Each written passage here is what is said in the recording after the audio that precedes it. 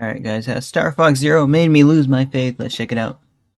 Scott the Waz again. This is a As I've never played any Star Fox past Star Fox 64, guys. story on how Star Fox Zero made me lose my faith in Nintendo, but yeah, sure, in general, why not? So we were in the middle of the Wii U era, alright? It was E3 What's a robot chicken? And we just got out of 2013, which for like the first half of that year, there was like diddly squat dick. Nothing to play, no news, nothing going on. Then E3 2013 happened and more games started coming out. We ended the year with Super Mario 3D World. It was starting to feel a lot more fun to 3D Land is the only one I played. 3D World. Toad's this Toad game looks alright though. Wii U owner, there was actual stuff going on. But then 2014 hit. Whoa, look at that. I've never seen him in this way. And this was like one of the most fun years to be a Nintendo fan, no doubt.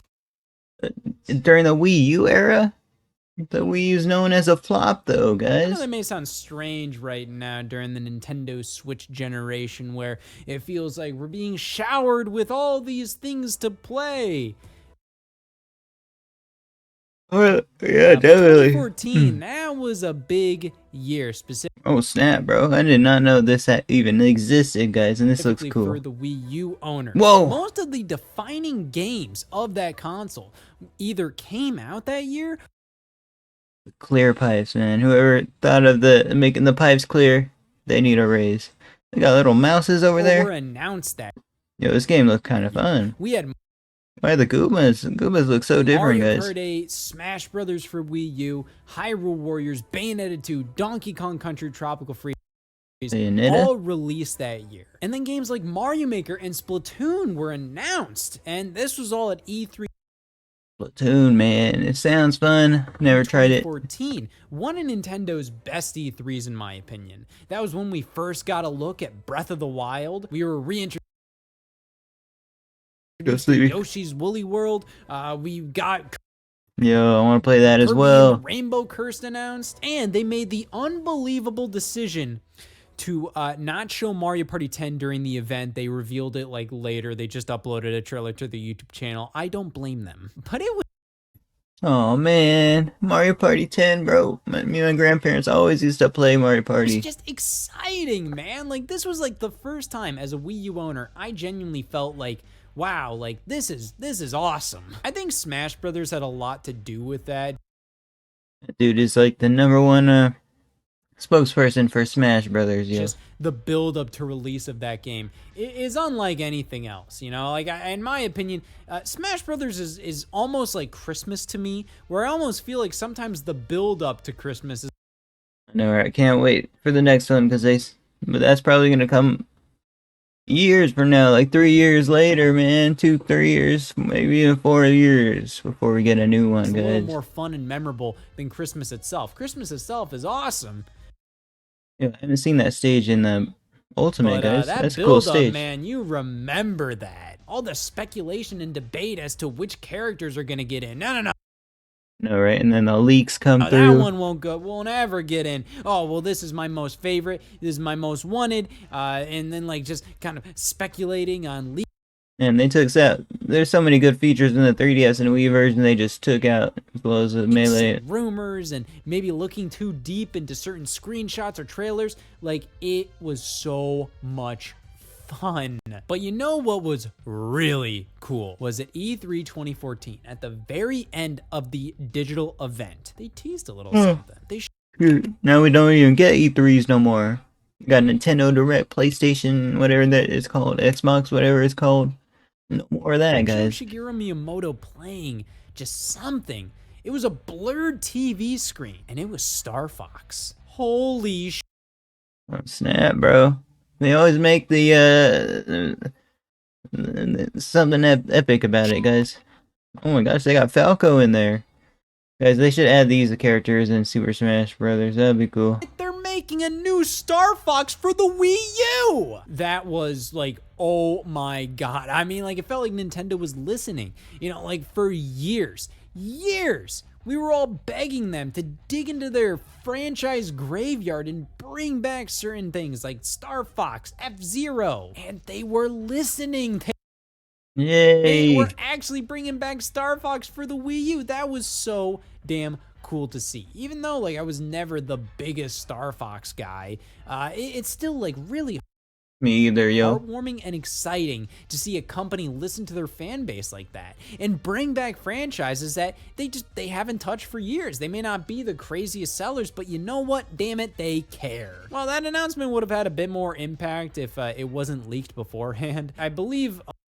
Oh man, everything gets leaked nowadays, guys. There's always rumors going around, and the rumors start spreading in streams and A stuff. lot of things Discords, all that good stuff. Twitter. happen this way where certain publications will get like a go ahead as to like what certain companies will be announcing.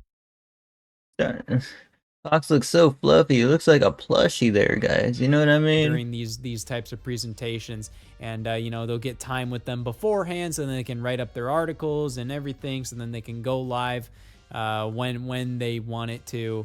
And I remember a publication accidentally published like images of Miyamoto playing Star Fox on Wii U on the E3 show floor. Oops.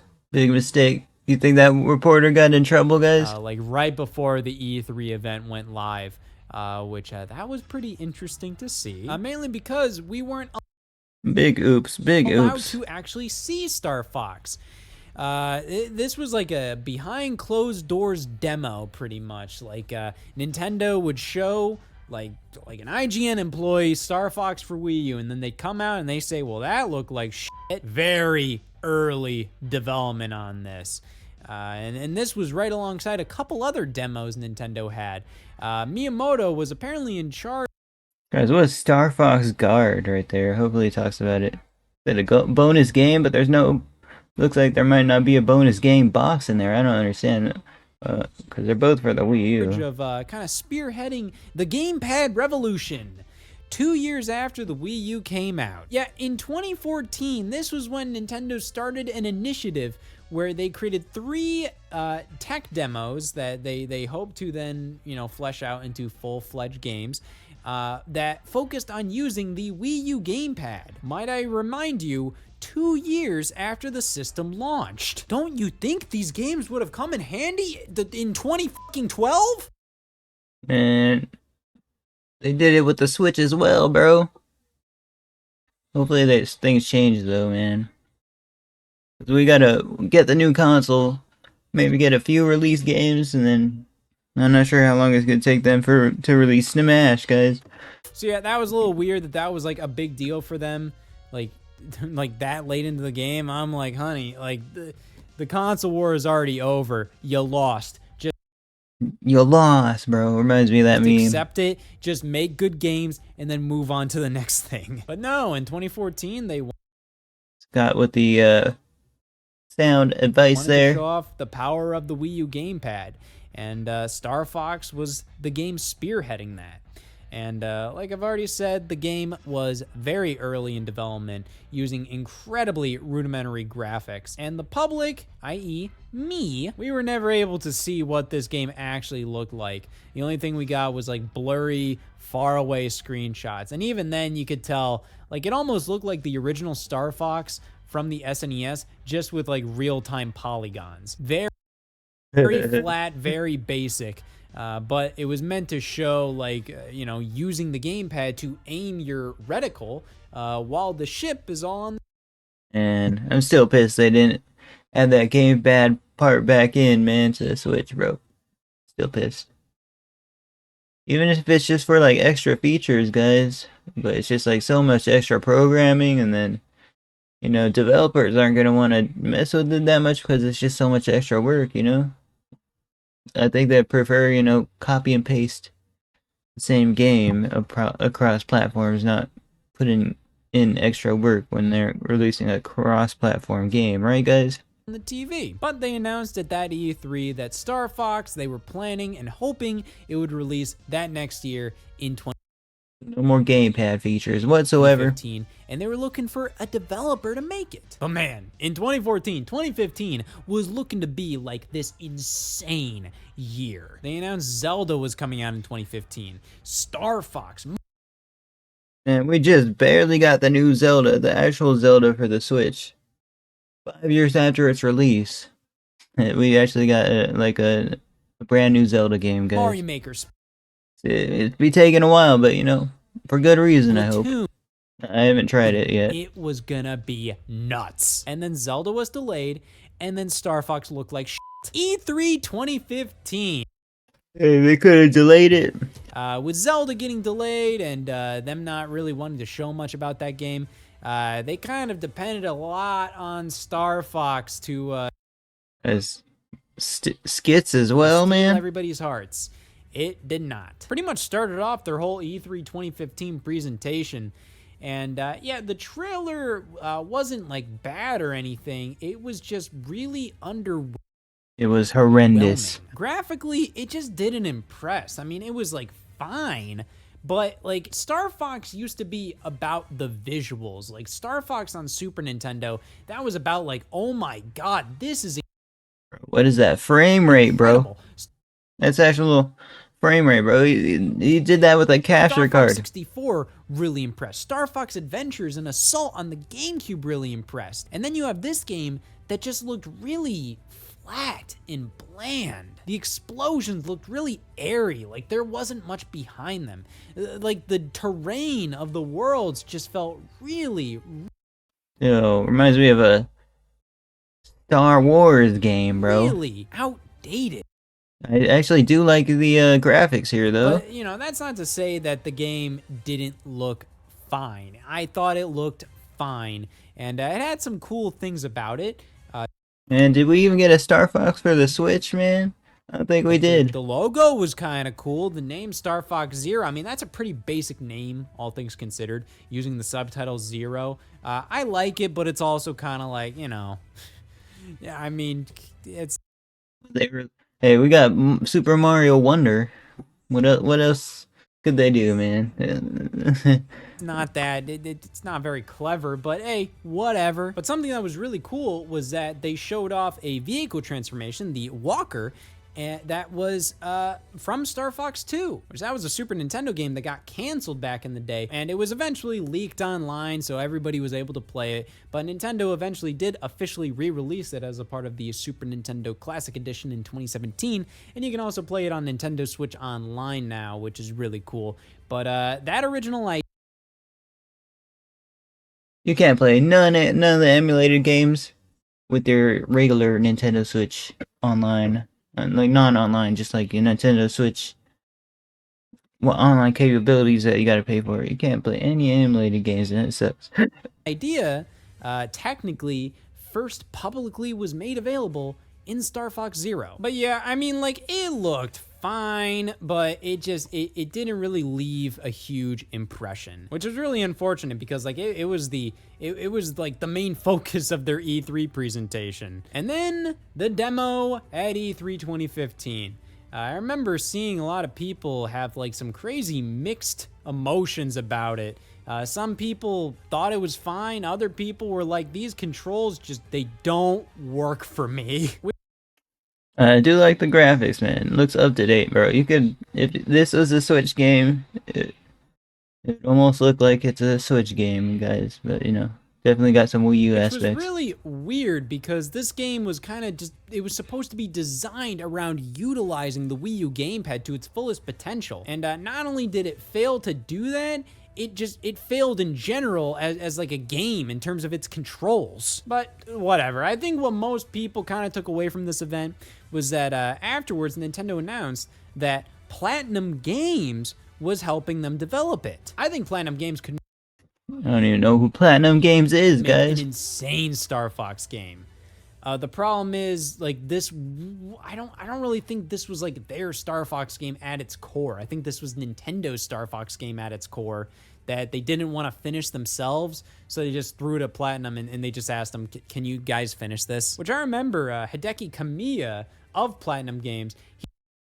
Man, I just want to see him, show more gameplay of it, guys. Like, how it was the final boss and stuff. He originally said something. Somebody asked him, like, hey, what Nintendo franchise would you like to work on? And he said Star Fox. So it was kind of cool to see. When you see tweets like that, you know it's an old tweet. Like a year or two later, that yeah, they were actually able to work on Star Fox. But this doesn't really feel like a Platinum Games game in terms of like action. You know, if Platinum Games develop a Star Fox game like from the ground up, I think that would be insane. But no, this just kind of feels like, I don't know, they were just picking up Nintendo's dirty laundry, you know? But whatever, they kept saying Star Fox is coming out in Hey, that's what, companies do when they work under another company, right, guys? At least for starting out. 2015. And in E3 2015, they announced like 3 holiday titles for the Wii U. This, Mario Tennis Ultra Smash, and Animal Crossing Amiibo Festival. All 3 of those titles had holiday 2015 as the release date. Boy, that would have been even more depressing if this made that date. Yes, we got a delay. This was originally supposed to be Nintendo's big holiday title, November 20th, 2015. And yep, they delayed it to the first quarter of 2016. Hey, they should have delayed it 2 more years, bro. Which then I feel like got delayed again to like April of 2016, which I don't think is first quarter, but that was more of kind of like a quiet, soft delay, you know, like they just... Why not just release it, Like, and then add in like some downloadable just work on it while it's released. announce that, and then Or Nintendo doesn't really release the betas of games, but that'd be cool. If you pre-order it, you can play the beta. Like, yep, it's coming out in April. And yeah, every time they showed a trailer of this game, I'm not sure if it actually looked better every time. It might have, and it definitely probably did. But I feel like I was kind of lying to myself. I just really wanted it to look better, you know? I was just constantly just waiting for that aha moment with this game, you know? Just that feeling of like, oh man, that's why this is the way it is. Well, later down the line, they announced that one of the other... Oh man, who's that? Must be Slippy's real relative, bro. 3 Wii U games. I just wanted to see Slippy. Had tech demos at E3 2014. Was actually another part of the Star Fox Zero package, that being Star Fox Guard. This I always found really weird, so they released Star Fox Zero in this big box alongside Star Fox Guard, and yeah, it's in its own separate Wii U case. I feel like this was entirely marketing based. This wasn't really because, oh, well, this is how it had to be. I've said this before, but I think Star Fox Guard works a lot better as like a secondary menu option. Oh, snap. Both of the games are in there, man. 2 different games. On Star Fox. Like with their box and everything, I think. Zero, rather than its own ass disc. This is kind of like a pick up and play for like 10 minutes kind of game. And for how lame Star Fox Zero is. Dang, bro, we got debated, bro. You know when it's a 2-in-1 bundle, it's probably not gonna be a good game. Just straight up out there, right, guys? Usually they have to good games are released as a standalone, not in a bundle. Straight up. I kind of would have really appreciated just being able to play this for a little bit, then hop over to Star Fox Guard, then maybe go back to this. But it's whatever. I think it's kind of cool that they released it this way, even if it was entirely unnecessary to give this smaller game its own disc and case. But Star Fox Zero released in April of 2016. And this was already a bit of a rough time to be a Nintendo fan. In the later half of 2015, we got Amiibo Festival and Mario Tennis Ultra Smash that holiday, and that was pretty lame. That wasn't fun. Was this Mario Party for Animal Crossing? Come on now. Bad. That was a pretty bad time to be a Nintendo fan. In addition, like a couple weeks later, we got Devil's Third on Wii U. Oh boy. Never heard of that. That guy has so many tattoos though. Yeah, like it just kind of felt like a lot of stuff that like it just wasn't really my thing, or it felt kind of like just Pikachu fighting game, what the heck? Twilight Princess HD got released, and I wasn't impressed with that at first. I felt like it was kind of like a lazier remaster in comparison Yeah, a bunch of links, to dark Wind Waker links. HD. Nowadays, I look back at it, and I'm actually more impressed with that than Wind Waker HD, because Wind Waker HD, it kind of just feels like they just put Wind Waker in widescreen and added a ton of bloom. Twilight Princess, they actually had to go in and change and like fix up a lot about that game. Still looks like, you know, a remaster of a game from 2006, but you know, it's called Twilight Princess HD for a reason. They're not trying to hide that. But at the time, it kind of felt like a filler release, and Pokken Tournament didn't do anything for me. And then we got Star Fox, and this was also around the time that... Damn, bro. If they put Mario in the title, then it'll be a good game. They make sure their Mario games are good for the most part. Not all of them. Nintendo He didn't like the tennis one, so. just was not saying anything about their next home console, the Nintendo NX. Nintendo 3DS was getting some pretty lame support, just nothing that great. And Star Fox Zero came out. Looks like they're definitely focusing on the Switch then. Switch development for sure. And I played it, and this is when I I questioned my Nintendo fandom. I remember I kind of hopped over to the PS4 a lot more during this time. Played Uncharted 4, Ratchet and Clank, had a great time with those. But this was when I was starting to kind of give up on Nintendo a little bit. Not really. Don't do that. Don't do that. I was definitely kind of down in the dumps as a fan. This game I just found to be not good. It's not my thing. And There's a giant ring there, right there. What is this, Sonic? the controls definitely don't help. The controls are not good in this game whatsoever. I know a lot of people got used to them, and a lot of people will defend them. But even the people that defend these controls, most of the time they will say... Yeah, it literally reminds me of a Star Wars game. I'm sorry. It's just... I don't know if they're even going to continue the franchise here, because, you know, their games are so similar, bro. It took them a while to get used to them. This game is incredibly short. You can plow through this game in just like 3 hours. So Wow, by really? the time you actually get used to the controls, the goddamn game is over. But taking the controls out of the equation, this is... Oh, this is the... Now this actually looks enjoyable. This reminds me of a Star Fox 64. They actually got Slippy right there. It's you know, they got the Star Fox vehicle. Now this actually looks It's a cool. lame ass Star Fox game. It's the same damn Star Fox game we've played time and time again. It's a retelling of the original Star Fox, which was retold in Star Fox 64, which was retold in Star Fox 64 3D. This wasn't interesting. This wasn't a cool Yeah, it'd be cool to play through that mission though. game. This didn't have these awesome graphics. This didn't have options for those who didn't really want to play it the stupid ass way they wanted you to play it. This didn't have a big bombastic orchestra. This was an incredibly slim release. No. In almost every way. In many ways, I'd say Star Fox Guard was the better game, and even then, it's not anything great. This just did nothing for me, and I understand other people enjoying it. But I definitely just didn't get much from this release. And I'm serious when I'm saying, like, yeah, it made me kind of lose my faith in Nintendo for a bit there. 2016 was truly a Hey, not every game could be a hit, you know what I mean? year At least they got amiibo to support. be a Nintendo fan. I look back at that with a little bit of like a chuckle and kind of like, oh man, wasn't that a little wild? I think it kind of made us appreciate the smaller things. I remember listening to a lot of like Nintendo podcasts and YouTube channels at that time, and it was just kind of enjoyable to you know, kind of listen to other people kind of going through the same motions and just trying to make the most out of such little content we were getting. You know, just listening to discussions about...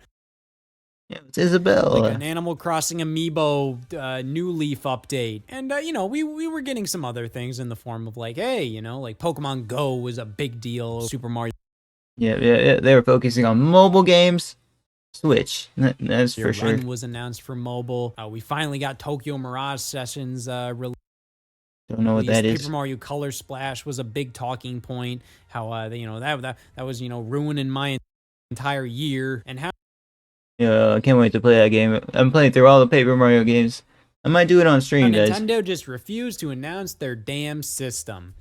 Yeah, with 2016 just being incredibly bleak, the time Star Fox Zero released was also around the time Nintendo confirmed they would not have a normal presence at E3 that year, and Zelda was delayed again, and they didn't give a time frame as to when they would announce their new console. All they said was, we'll announce it this year. So every single goddamn day, everybody was speculating, is today the day? It was nuts.